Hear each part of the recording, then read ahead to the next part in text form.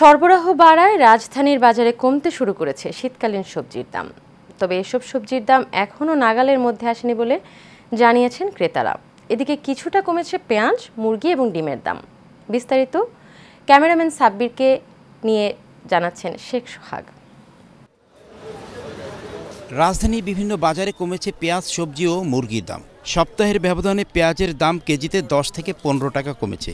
এছাড়া শীতের সবজি সরবরাহে বৃদ্ধি পাওয়ায় কমেছে দাম। একই সঙ্গে কেজিতে 10 টাকা পর্যন্ত কমেছে মুরগির দাম। তবে এখনও চড়া আলু ও খোলা সয়াবিন তেলের দাম। কিছু পণ্যের দাম কমলেও তা এখনও নাগালের বাইরে বলে জানিয়েছেন ক্রেতারা। দাম আসলে আমাদের জন্য উঠতি, আমাদের আসলে যেটা আমরা পাইতেছি কিনতে গেলে আমাদের আসলে পকেট ফাঁকা হয়ে যায়, যেটাই কিনি। তরকারি সব কিছু পণ্য সব দাম বেড়ে চলছে, তো এইভাবে চলে তো কাস্টমার কীভাবে খাবে? এটা তো নাগারের বাইরে চলে গেছে। কেউ কম ইনকাম, কেউ বেশি, এই আর কি। এগুলো একটু জায়গার মতন যে একটু রেট দেওয়ার দরকার। পেঁয়াজের দাম একটু কমেছে, কিন্তু আলু, তারপর মাছ, মুরগি, ব্রয়লার মুরগি, মাংস সব কিছুর দাম বেশি। এই পরিস্থিতিতে সাধারণ মানুষ খুব কষ্টে আছে।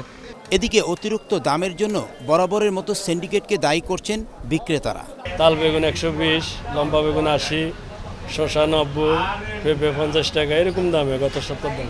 দেশি ডাল, ইন্ডিয়ান ডাল এগুলো আগের মতোই আছে, এগুলো আর কমে নাই। আলুটার দাম তো মারাত্মক, এই কারণে দেখেন আলুই আনা হয় নাই। গত 1-2 মাস আগে চালের দাম বেশি ছিল, এখন নতুন ফলন আসা শুরু হয়েছে, বাজার একটু কমতির দিকে।